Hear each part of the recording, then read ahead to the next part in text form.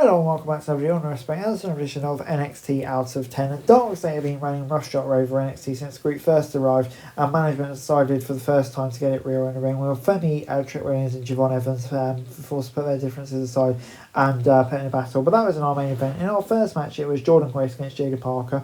Vaquer came out to watch the first match to see who could be a potential challenger at Stand and Deliver. Grace brought Parker to the mat with a double leg takedown to get the match going, a brawl that took her out of the ring immediately. Neither woman could get a clear advantage until Grace got the first two count of the match. Grace may have significant experience advantage, but these two have developed enough chemistry to appear at the same level in this contest. This is exactly what NXT matches need to be, which is high energy and a good display of the skills both competitors have developed. Sadly, the ending wasn't ideal. Parker ended up hitting Vaquer at ringside, and then Vaquer hit Jordan in response to the DQ. The opponent tried to take her out until Julia made the save. Then out of nowhere, Julia took out the champ, and it looks like all three women wanting a shot. It's a contrived way of getting there, but it's a way of getting there, I suppose. I'll give it a 6 out of 10. Before we got Fraxium against Swipe Right, NXT's newest tag team from Evolve had a chance to make a shot for themselves when Ricky Spokes and Brad Boiler took on Fraxium. Spokes came out of the gate hot with a running drop kick that took Axiom out of the apron. He and Baylor started double teaming Fraxium with a series of fast-paced moves while keeping Axiom at bay. Fraser then finally made a tag so he and Axiom could take control with some of their own double team offense on display. The newcomers put on an impressive performance, but the tag champs haven't held on to the belts for long by losing. They scored their clean win with a pair of high-flying moves. And yeah, this gets 7 out of 10 for me. This was really good stuff. A great match. Fraxium getting another really good win, and Swipe Right proving themselves as a great little pair. Before we got a spot in the Stand and Deliver ladder match for an All Franken Championship was up for grabs when Jackson Nix took on Soul Rooker. Zaria Jane and Henley were all at ringside. Nix tried to take control early, but was thrown out of balance by Ruka's unorthodox style of offense. Ruka is well regarded for aerial ability, but Nix showed a lot of athleticism and agility in this match. She also showed some versatility with a couple of grappling techniques. Ruka hit the Snow Thatcher for the win, as Henley and Jane looked on in frustration at what they viewed as a missed opportunity as one of them to get into the ladder match. So yeah, I'll go with a 5 out of 10 for me. I thought, it was an okay match, probably not as good as what we've seen on before, but obviously big consequences. I think Soul Rocker definitely deserves a shot at a big pay-per-view. Before we got Hank and Tank versus Brooks Jensen and Nico Vance. Jensen Vance of the Culling took control early, and the Powerhouses managed to gain the upper hand for a while, but Vance tagged and hit some help from Jensen. They hit a quick double team move to score the winner. Pretty competitive for a contest that only lasted a few minutes, but it wasn't really enough to stand out on the whole.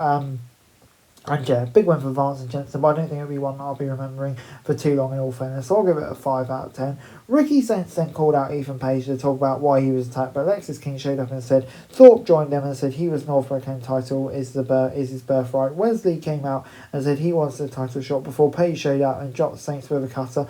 After the break, Lee was still in the ring to take on Inamura, and he tried to get an early start with a dive out of the ring, but he was caught in the stand. Josh Briggs then tried to fight off Lee's cronies, but the Mayhem ended up helping Lee get the win after Inamura was tripped on the top rope. If this had been a 2-segment match, it would have not been one of the best things on the show. It's fine for what it was, but yeah, in a way it felt too short, because we know how great both these men are, and yeah, if they're given time, you feel like they could have done something special here.